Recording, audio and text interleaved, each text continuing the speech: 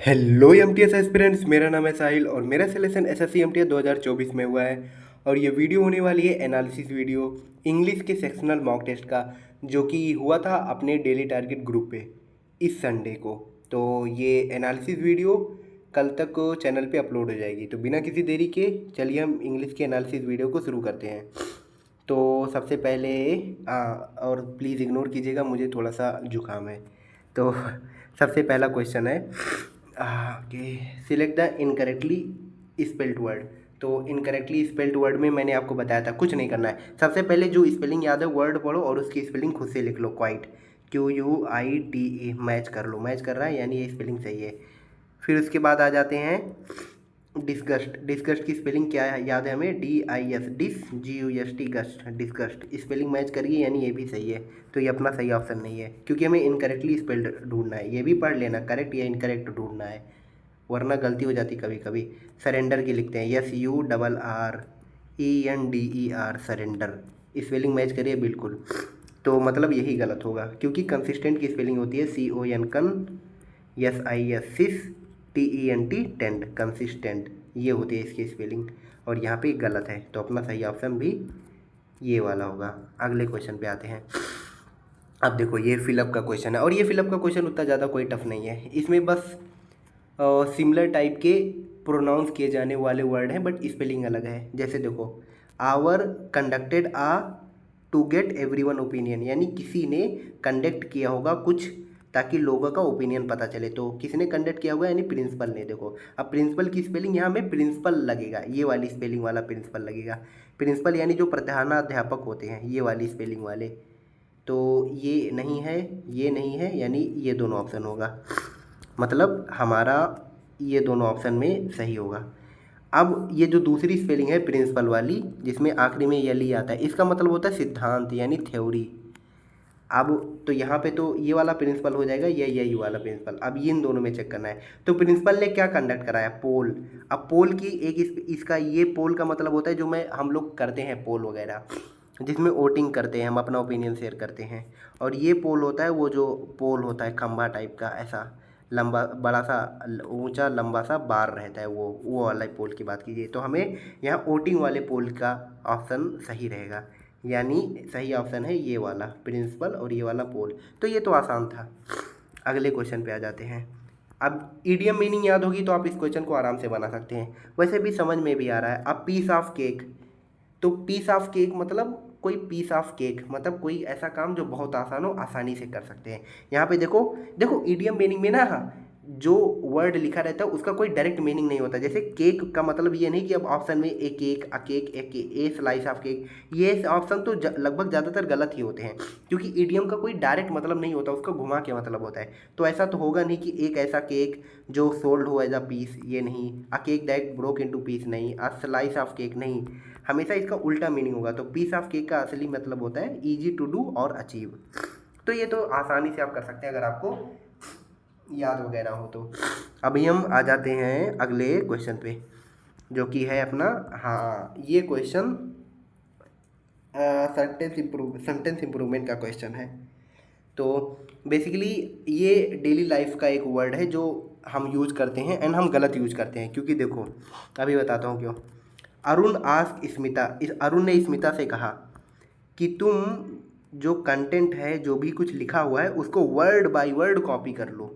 तो ये तो गलत है क्योंकि यहाँ इम्प्रूवमेंट करना है और नो इम्प्रूवमेंट का ऑप्शन नहीं, मतलब ये गलत ही होगा, हमें इम्प्रूव करना ही है। अब हम ज़्यादातर यूज करते हैं वर्ड टू वर्ड, यानी वर्ड टू वर्ड इसको तुम कॉपी कर लो। और आप जल्दबाजी में वर्ड टू वर्ड मार्क करके आ जाओगे, गलत है ये। वर्ड टू वर्ड गलत है, असली में इसका होता है वर्ड फॉर वर्ड। और ये रानी मैम ने 60 रूल्स में करा रखा है। ऐसे कुछ वर्ड कन्फ्यूजिंग थे जो बताया है उन्होंने, तो ये याद रखना। वर्ड टू वर्ड नहीं होता, वर्ड फॉर वर्ड होता है, याद रखना बहुत इम्पॉर्टेंट है।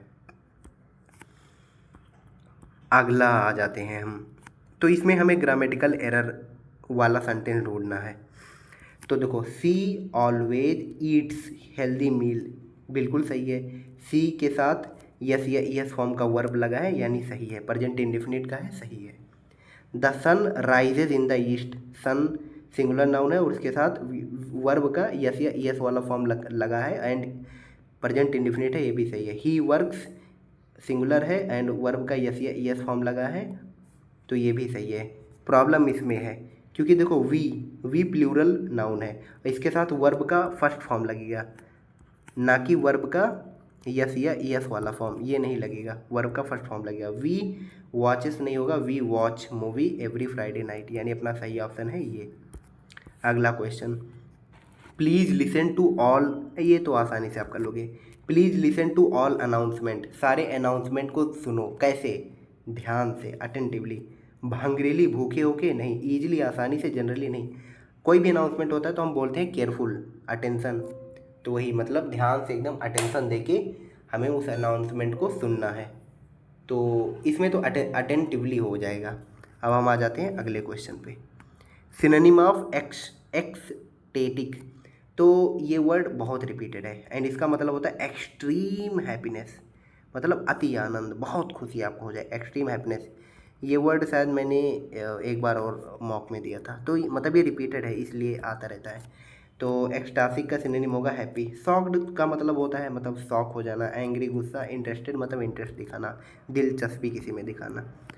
अब आ जाते हैं हम अगले क्वेश्चन पे।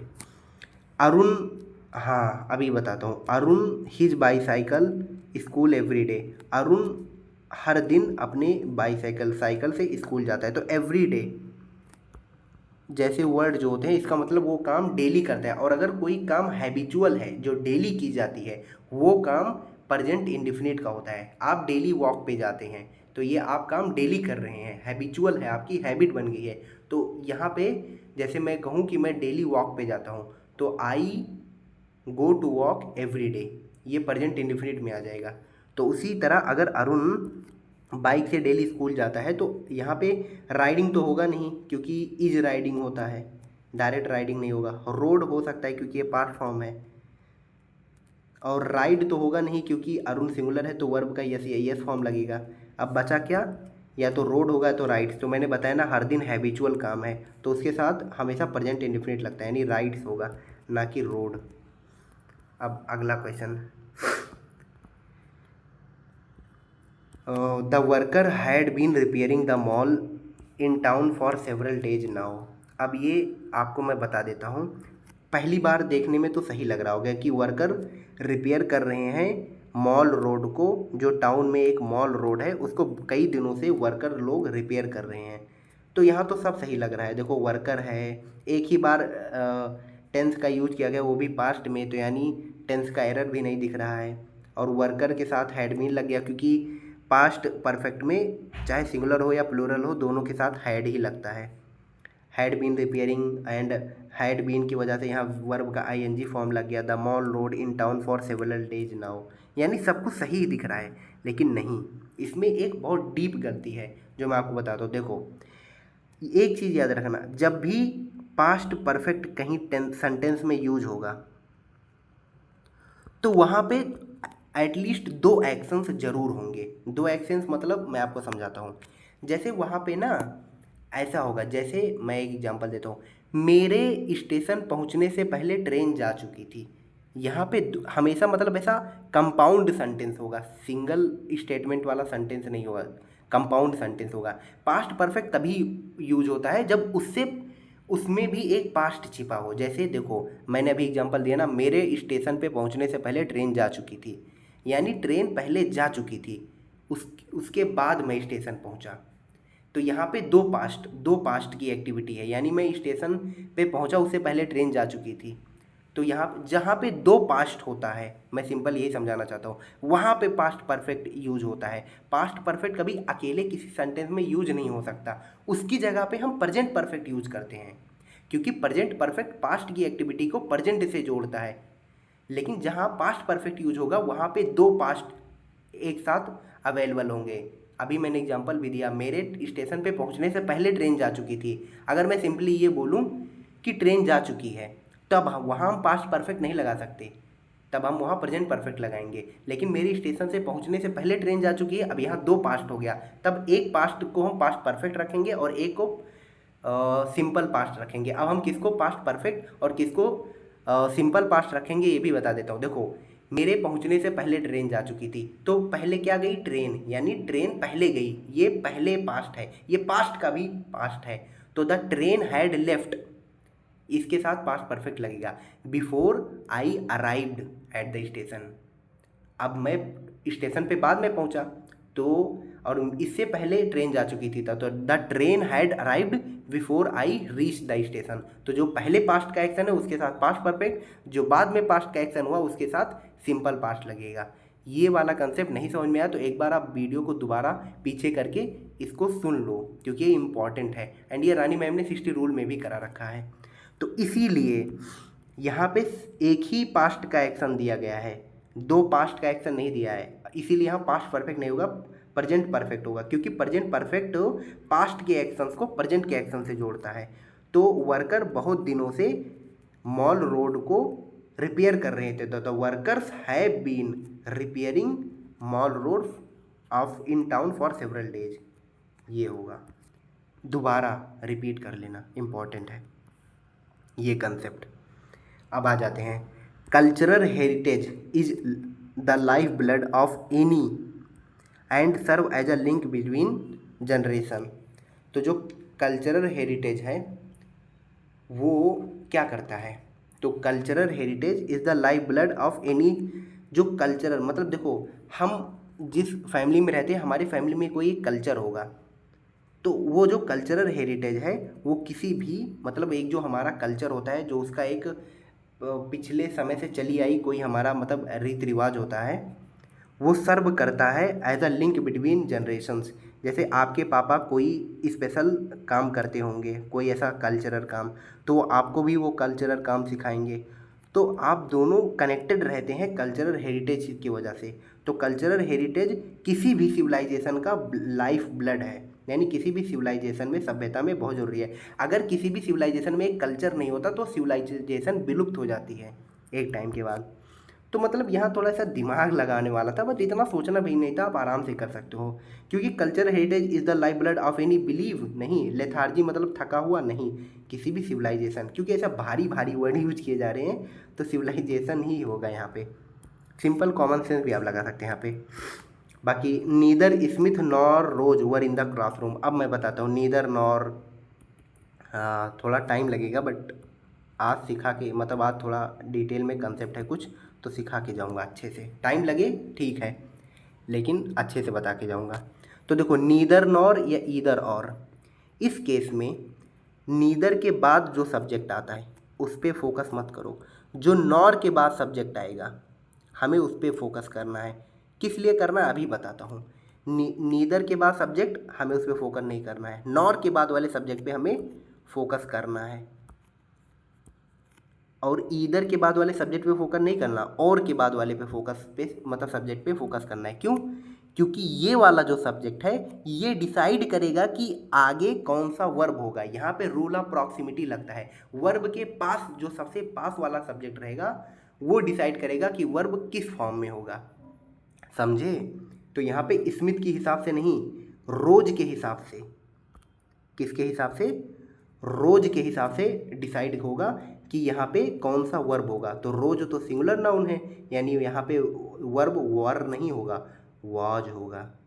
अगर मान लो यहाँ रोज की जगह पे चिल्ड्रेन होता, जो कि एक प्लूरल नाउन है, neither Smith nor children was in the classroom, नहीं, तब यहाँ पे वाज नहीं होता, तब यहाँ पे वर ही सही होता। अगर यहाँ पे रोज की जगह पे चिल्ड्रेन होता तो रूल ऑफ प्रॉक्सिमिटी के हिसाब से चिल्ड्रेन डिसाइड करेगा कि यहाँ पे कौन सा वर्ब होगा। तो चिल्ड्रेन प्लूरल नाउन है तो यहाँ पे वर सही है, तब यहाँ पे नो एरर होता। लेकिन यहाँ पे रोज है तो इसलिए यहाँ पे सिंगुलर नाउन होगा वाज। समझे भाई, ये ज़रूरी है। आ जाते हैं अगले क्वेश्चन पे। Mrs Premlata asked Malini to hand down all the payment slip. Phrasal verb का है, सिंपल फ्रेजल वर्ब है, मैं बता देता हूँ, इसको नोट डाउन कर लेना अगर आपको नहीं आता हो तो, कोई दिक्कत नहीं, नोट कर लेना जो भी समझ में ना आए। हैंड डाउन और हैंड ओवर। हैंड डाउन मतलब कोई एक खानदानी मतलब ऐसे, मतलब आपके घर में कोई एक ऐसा लेजेसी हो, जैसे आपके पापा आपको कुछ ऐसा विरासत में दें, उसके लिए हम वर्ड करते हैं, उसके लिए हम वर्ड यूज करते हैं हैंड डाउन। हैंड डाउन मतलब कोई ऐसा खानदानी चीज़ हो जो एक पीढ़ी से दूसरी पीढ़ी में ऐसा पास ऑन होती आए, हैंड डाउन होती आए। कोई ऐसा ऐसा समझ रहे ना आप, कि कोई ऐसा लेगेसी हो जो एक जनरेशन से दूसरी जनरेशन में पास हो। लेकिन हैंड ओवर का मतलब होता है, हैंड ओवर का मतलब अगर आपके टीचर आपसे कहें कि आपके पास टेबल पे एक किताब रखी है और आपके टीचर कहें hand over your book to me, मतलब तुम अपनी किताब मुझे दो, तो हैंड ओवर का मतलब कोई एक सामान हो उठा के अपने किसी को दे दो, हैंड ओवर का ये मतलब होता है। देखो हैंड डाउन और हैंड ओवर बहुत क्लोज वर्ड है, लेकिन हैंड डाउन में कोई एक ऐसा खास चीज़ होगा जो जनरेशन वाइज पास होता जाएगा। और हैंड ओवर एक सिमिलर टर्म है कि मतलब मुझे पेन उठा के दे दो, hand over the pen to me, hand over the copy to me. तो हैंड ओवर एक ऐसा ईजी वे में यूज किए जाने वाला वर्ड है, तो दोनों का मतलब अलग अलग होता है। तो यहाँ पे हैंड डाउन वो कोई जनरेशन वाइज कोई चीज़ पास नहीं कर रहे हैं। यहाँ पे बेसिकली मिसेस प्रेमलता ने मालिनी को बोला कि जितने भी पेमेंट स्लिप हैं वो मुझे हैंड ओवर कर दो, मुझे दे दो। तो यहाँ पे हैंड डाउन नहीं होगा, हैंड ओवर होगा। ओके, आ जाते हैं अगले क्वेश्चन पे। तो ये तो सिंपली स्पेलिंग मिस्टेक है। एक्सीडेंट की असली मतलब सही स्पेलिंग लिखनी है, तो देखो यही होगी असली सही स्पेलिंग, हो गया, इसमें दिक्कत नहीं होगी। अगला क्वेश्चन, एनर्जी का सिनोनिम बहुत आसान, पावर होगा। स्पीड का मतलब जानते ही हैं, स्ट्राइफ का जो मतलब हो जाता है, स्ट्राइफ का मतलब वही रहेगा कि मतलब आपको किस चीज़ में काफ़ी ज़्यादा प्रॉब्लम हो, मतलब कॉन्फ्लिक्ट टाइप का होता है। स्ट्राइफ का जो मतलब होता है कॉन्फ्लिक्ट। सिंपल अगर वर्ड में अगर देखें, मतलब कोई विवाद हो, डिसएग्रीमेंट हो, और सिंपल वर्ड डिसएग्रीमेंट हो, कोई विवाद हो जाए उससे रिलेटेड है। स्ट्राइफ का मतलब होता है कॉन्फ्लिक्ट या डिसएग्रीमेंट। फ्रेलिटी का मतलब होता है नाजुक, नाजुक या कमज़ोर हो जाना, समय के साथ साथ चीज़ें कमज़ोर हो जाती है। अभी हम आ जाते हैं अगले क्वेश्चन पे।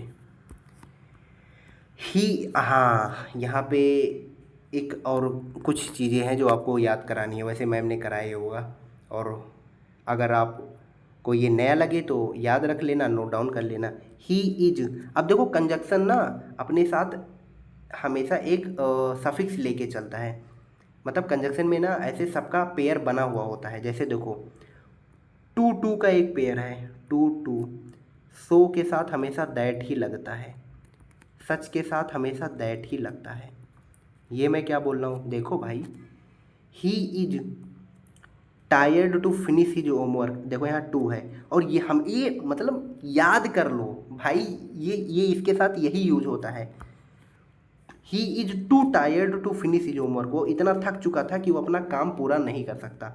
टू के साथ टू ही होगा, टू टू, यहाँ मोस्ट नहीं होगा, मोर बिल्कुल नहीं होगा। ये मतलब ऐसा फिक्स चीज़ है कि ये इसी के साथ यूज होगा, टू के साथ टू ही यूज होगा, इस टू के साथ ये वाला टू ही यूज होगा। सो के साथ दैट ही आएगा, he is so tired that he could not finish his homework, so के साथ दैट ही आएगा। सच के साथ दैट ही आएगा, ये याद रखो, लिख लो। टू के साथ टू, सो के साथ दैट, सच के साथ दैट। अब सो और सच दैट में क्या अंतर है ये भी बता देता हूँ अब थोड़ा। सो सच, तो देखो सो के बाद है ना एडवर्ब आएगा कोई, अरे नहीं सॉरी, हाँ हाँ, सो एक एडवर्ब है, तो इसके बाद कोई एडवर्ब आएगा या फिर एडजेक्टिव आएगा। यहाँ पे ये जो गैप रहता नहीं है, इस गैप में या तो एडवर्ब कोई आएगा या फिर एडजेक्टिव, क्योंकि सो एक एडवर्ब है और एडवर्ब की विशेषता बताता है या फिर एडजेक्टिव की, तो यहाँ एडवर्ब आएगा या कोई एडजेक्टिव आएगा। लेकिन सच एक एडजेक्टिव है, तो यहाँ पे या तो कोई नाउन आएगा या फिर कोई प्रोनाउन आएगा, सिंपल। अब कुछ और पेयर हैं, जैसे नॉट ओनली बट आल्सो, ये भी एक पेयर है, ये तो मैम ने कराया होगा। अब आ जाते हैं अगले क्वेश्चन पे, तो याद रखना जितना बताया पेयर वगैरह, एग्जाम्स में आते रहते हैं। अब the project tight deadline and complex requirement made it a growing task for the team, जो प्रोजेक्ट की टाइट डेडलाइन थी और उसकी जो ज़रूरतें थी, उसने इस काम को टीम के लिए बहुत ज़्यादा ग्रोइलिंग बना दिया, यानी बहुत ज़्यादा कुछ खतरनाक बना दिया होगा। यानी ग्रोइलिंग का मतलब होता है बहुत ज़्यादा चैलेंजिंग बना दिया, टफ बना दिया है। तो सिंपली चैलेंजिंग। एम्पावरिंग मतलब सशक्तिकरण करना, जैसे वुमेन एम्पावरमेंट होता है, महिला को बढ़ावा दो, सशक्तिकरण, मजबूती, तो एम्पावरिंग ये हो जाएगा। असेसिबल मतलब ईजिली किसी चीज़ को प्राप्त कर लेना, मतलब कोई चीज़ ईजिली असेसिबल हो, सिंपल वर्ड है। इंक्लूसिव मतलब सारी चीज़ें सम्मिलित हो। अभी हम आ जाते हैं अगले क्वेश्चन पे। अब इंटाइस, इंटाइस का सिनोनिम मतलब हिंदी मतलब होता है फुसलाना, किसी को अपने बातों में फंसाना, फुसलाना वगैरह। अल्योर इसका सिनोनिम है। अल्योर मतलब भी होता है अपनी बातों में फंसाना, उलझाना, अल्योर करना, इंटाइस करना। इनवाइट मतलब किसी को बुलाना, तो ये भी इसका काइंडा सिनोनिम है लेकिन एग्जैक्ट सिनोनिम नहीं है। और टैंगल मतलब होता है फंसाना, इसका जो उल्टा होगा वो होगा रिपल्स। रिपल्स मतलब ढकेलना, ऐसे पुश करना। रिपेल होता नहीं है, रिपेल करना, दूर भगाना। तो इंटाइस मतलब फुसलाना, पास बुलाना, रिपेल मतलब दूर भगाना, तो इसका एंटोनिम वर्ड है। अब आ जाते हैं वन हु कलेक्ट कॉइन्स। तो इसका मतलब वन हु कलेक्ट कॉइन, जिसे सिक्के जमा करने का शौक हो, उसे नुमिस्मेटिस्ट बोलते हैं। ऑर्निथोलॉजिस्ट का मतलब होता है जिसको बर्ड्स के बारे में अच्छी नॉलेज हो, सॉरी बर्ड्स के बारे में। सिफोलॉजिस्ट होता है जो मतलब इलेक्शन वगैरह होते हैं ना, तो उनमें जो वोटिंग होती है, तो वोटिंग का जो डेटा वोटा बनाते हैं कि कितना वोट पड़ा, क्या पड़ा, कौन जीतेगा, मतलब जो ऐसा स्टेटिक्स बनाते हैं वोटिंग से रिलेटेड, तो वोटिंग स्टेटिक्स बनाते हैं। वोटिंग कितना परसेंट क्या हुआ उसके बारे में जो अध्ययन करते हैं वो सिफोलॉजिस्ट होते हैं। और जियोलॉजिस्ट होते हैं जो कि अर्थ के कंपोजिशन, जो अर्थ किससे बना है, क्या बना है, उसके कंपोजिशन के बारे में जो अच्छा खासा नॉलेज रखते हैं। अब आ जाते हैं idiom meaning of gnashed his teeth, अपने दांत को पीसना। तो सिंपली यार, अपने दांत को पीसना मतलब बहुत गुस्सा हो किसी पे, एक्सप्रेस्ड रेज, सिंपल, कंफ्यूज नहीं होना। किलिंग ऑफ मदर, मम्मी को मतलब ऐसा जो होता है किलिंग ऑफ मदर, उसको मैट्रीसाइड बोलते हैं। फ्रैट्रीसाइड होता है killing of father, killing of father. Sororicide होता है किलिंग ऑफ सिस्टर। और यूक्सोरी साइड होता है किलिंग ऑफ वाइफ। तो killing of wife, uxoricide killing of wife, sororicide killing of sister, fratricide killing of father, matricide killing of mother. अगला question. अच्छा, हम आ गए हैं अब किस पे, अपने पैसेज पे, तो क्लोज टेस्ट पे, सॉरी। तो सबसे पहले मैंने क्या कहा था, क्लोज टेस्ट हम पढ़ लेंगे ताकि हमें आइडिया हो जाए क्या है कैसा है। तो goddess Shailputri is the first form of goddess Durga, okay, who is worshipped Navratri, okay. In this form she is worshipped as the daughter of Himalaya. She is the goddess nature and is adorned with flowers. See a bull and holds a trident in one hand and a lotus flower in another.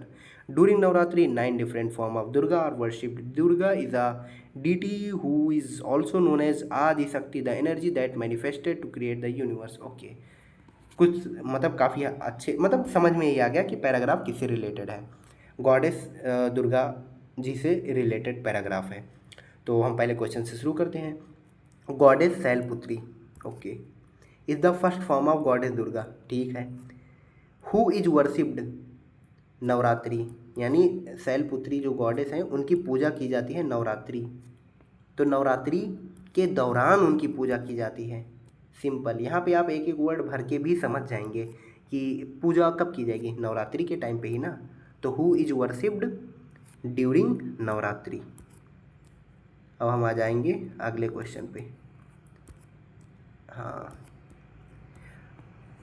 In this form she is worshipped as the, इस फॉर्म में she is worshipped यानी goddess Shailputri worshipped as the daughter of Himalaya, यानी goddess Shailputri को worship किया जाता है किसके फॉर्म में, डॉटर ऑफ हिमालय, हिमालय की बेटी के फॉर्म में उनको वर्शिप किया जाता है। तो हिमालय के लिए एक आर्टिकल पूछा, कौन सा लगेगा, ए हिमालय नहीं, नो आर्टिकल नहीं, आर्टिकल लगेगा। और एन हिमालय तो होगा नहीं क्योंकि हिमालय कॉन्सोनेंट साउंड से शुरू होता है। एक्चुअली में द हिमालय होगा क्योंकि हिमालय एक माउंटेन रेंज है, हिमालय एक माउंटेन रेंज है और माउंटेन रेंज के साथ आर्टिकल द लगता है यानी द हिमालय। लेकिन द माउंट एवरेस्ट नहीं होता है, यहीं पे मैं आपको ये भी बता दूं, द माउंट एवरेस्ट गलत है क्योंकि माउंट एवरेस्ट एक पीक है, हिमालयन रेंज में एक पीक है, तो किसी रेंज में एक पीक के लिए हम आर्टिकल द नहीं लगा सकते, क्योंकि वो स्पेसिफिक चीज़ नहीं है, ये रूल ऑफ इंग्लिश ग्रामर है।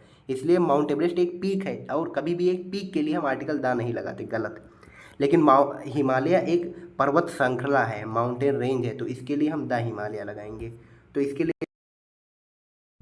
इसके लिए जो आर्टिकल लगेगा वो आर्टिकल जो होगा वो रहेगा द। अगला क्वेश्चन पे आते हैं। She is the goddess of nature and is adorned with flower. ये तो सिंपल समझ में आ गया, वो गॉडेस है किसकी? नेचर की। She is the goddess of nature and is adorned with flower. अगले क्वेश्चन पे आते हैं। She a bull and hold a trident in one hand and a lotus in another. यानी जो गॉडेस शैलपुत्री है वो एक हाथ में ट्राइडेंट यानी त्रिशूल और एक हाथ में लोटस का फ्लावर लिए रहती हैं, और वो एक बुल के ऊपर क्या करती हैं? वाज राइडिंग, राइडिंग नहीं, सी राइड्स। अब सी राइड्स, वो एक बुल के ऊपर बैठी रहती हैं और एक हाथ में त्रिशूल और एक हाथ में फ्लावर, लोटस का फ्लावर लिए रहती हैं। रोड नहीं होगा, यानी वो बैठी रहती थी अब नहीं बैठती, नहीं, गॉडेस है वो तो हमेशा विराजमान रहेंगी। हैड रिडन, नहीं। वाज राइडिंग, पहले राइड करती थी, नहीं। प्रजेंट, वो हमेशा राइड करेंगी, वो गॉडेस हैं, वो तो हमेशा विराजमान रहेंगी ना, तो इसलिए राइड्स होगा। मैंने बताया ना, जो काम हैबिचुअल होता है, डेली होता है, वहाँ हम प्रेजेंट इंडेफिनिट ही लगाते हैं, तो वो तो हमेशा विराजमान रहेंगी, तो इसलिए। अगला क्वेश्चन, अच्छा 4 क्वेश्चन हो गए, आखिरी question. During Navratri 9 different form of Durga are worshipped. Simple. Durga is a deity who is also known as Adishakti, the energy that manifested to created the universe. तो दुर्गा जी जो गॉडेस हैं उनसे रिलेटेड ये कुछ एडजेक्टिव्स दिए गए हैं, तो उन एडजेक्टिव्स को एक सही ऑर्डर में लगाना है। एडजेक्टिव तो सारे ऑप्शंस में सेम है, लेकिन बस उनको ऑर्डर अलग है। तो मैं अभी बताता हूँ, जब बहुत सारे एडजेक्टिव आ जाए तो उनका ऑर्डर हम कैसे सही से अरेंज करें। तो देखो उसका एक ट्रिक होता है, OSASCOMP, मतलब O मतलब ओपिनियन, S मतलब साइज, A मतलब एज, S मतलब शेप, C मतलब कलर, O मतलब ओरिजिन, इसको लिख लो कॉपी में अगर आपको नहीं पता, और M मतलब मटेरियल। समझ गए आप? फिर से एक बार सुन के इसको अपनी कॉपी में लिख लेना, पॉज कर करके वीडियो को। तो यहाँ पे देखो, रेडियंट यानी चमकदार, उनसे रोशनी निकलती है। पावरफुल यानी ताकतवर, इंडियन मतलब भारतीय। तो अभी क्या बताया? OSASCOMP। तो रेडियंट चमकदार है, ताकतवर हैं, तो ये तो ओपिनियन हो गया ना कि वो ताकतवर है, वो उनसे रोशनी निकलती है, तो ओपिनियन वाला आर्टिकल पहले आएगा। अब रेडियंट और पावरफुल में कोई भी पहले आ सकता है, दोनों चलेगा। अब देखो यहाँ पे रेडियंट पहले है, और हाँ इंडियन है ओरिजिन, उनका प्लेस ऑफ ओरिजिन, और ओरिजिन ओपिनियन के बाद आएगा, यानी रेडियंट और पावरफुल दोनों ओपिनियन है, तो इन दोनों के बाद ही इंडियन आएगा, यानी इंडियन किसी आखिरी में रहेगा।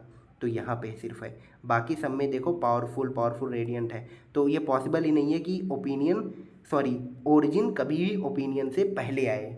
ओरिजिन वाला जो एडजेक्टिव है वो ओपिनियन वाले एडजेक्टिव से पहले नहीं आएगा। तो यहाँ पे तो एक ही बार में क्लियर हो गया, पावरफुल, रेडियंट और इंडियन, यानी यही ऑप्शन सही है। ये वाला ट्रिक था, ये क्वेश्चन इजी था, इसमें ये मतलब ये वाला जो OSAS वाला रूल है यहाँ तो नहीं लगाने की जरूरत थी, आप वैसे भी कर सकते, बट कभी कभी क्वेश्चन फंसा सकता है आपको, तब यहाँ पे आपको ये OSASCOMP वाली ज़रूरत पड़ जाएगी। तो इसको नोट कर लेना, एंड बस यही था अपना एनालिसिस। इसी के साथ एनालिसिस ख़त्म होता है। एंड और हाँ, अगर वीडियो हेल्पफुल लगे तो प्लीज़ चैनल को सब्सक्राइब करें, इस वीडियो को लाइक और शेयर करें, एंड आगे जो भी वीडियोज़ आएंगी चैनल को सब्सक्राइब करके रखो, क्योंकि वीडियोज़ अब इम्पॉर्टेंट और बहुत ज़्यादा ज़रूरी वीडियो आने वाली हैं। So this is your Sahil signing off. Thank you.